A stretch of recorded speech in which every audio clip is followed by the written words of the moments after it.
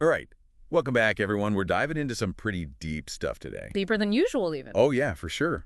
We're tackling Kierkegaard, specifically his work, The Concept of Anxiety. Published in 1844. A classic and a head-scratcher. It really is. And to make things even more interesting, Kierkegaard published this one under a pseudonym, Vigilius Hafniensis. Oh, I mean, what's up with that? right. Makes you wonder. Adds a certain mystique, wouldn't you say?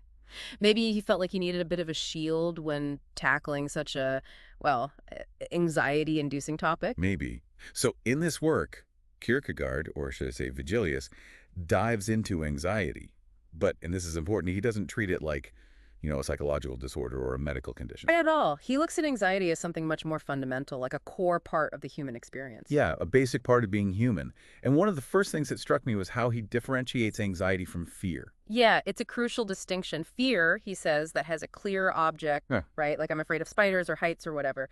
But anxiety, that's a whole different beast. It's like a feeling of unease, but about nothing specific. You just feel kind of anxious. Exactly. And Kierkegaard nails it with this phrase, the dizziness of freedom. Oh, yeah, that is a good one. It's that feeling you get when you're standing at the edge of, well, anything, really. Infinite possibility, all those paths you could take. And it is kind of dizzying, isn't it? Like, Yeah. exciting, but also terrifying at the same time. Exactly. Like you're on a diving board looking down at the water. Do you jump? Do you stay put? And there's no right answer, Yeah, which just makes it even more anxiety-inducing. right.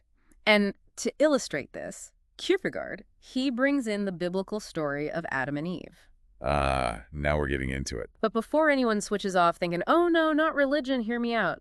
It's not really about sin or guilt in the traditional sense.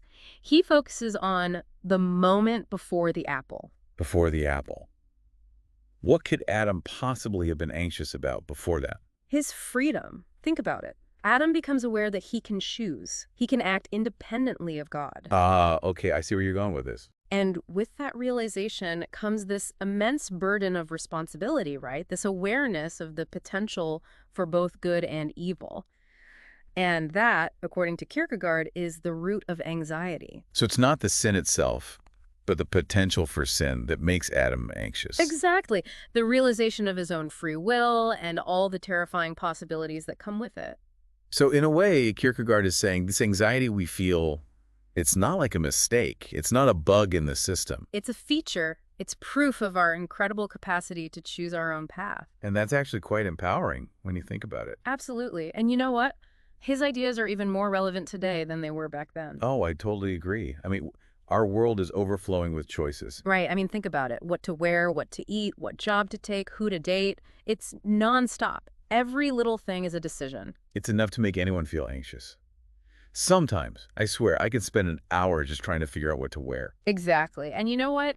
Kierkegaard wouldn't tell you to just, eliminate that anxiety. He'd say lean into it. So we shouldn't try to get rid of anxiety. Not necessarily. See, he saw it as this, engine for growth, as a way to push us to ask ourselves tough questions. So it's more about figuring out what our anxiety is trying to tell us. Yes. What are your values? What really matters to you? Anxiety can help us dig deep and figure that out. Okay, that's an interesting way to look at it. So the big takeaway here is this.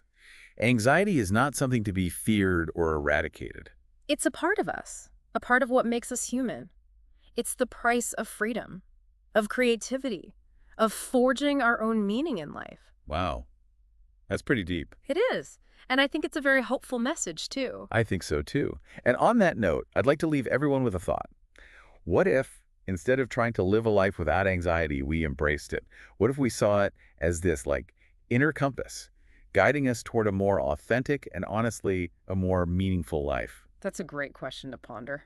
Thanks for joining us for this deep dive, everyone. Until next time.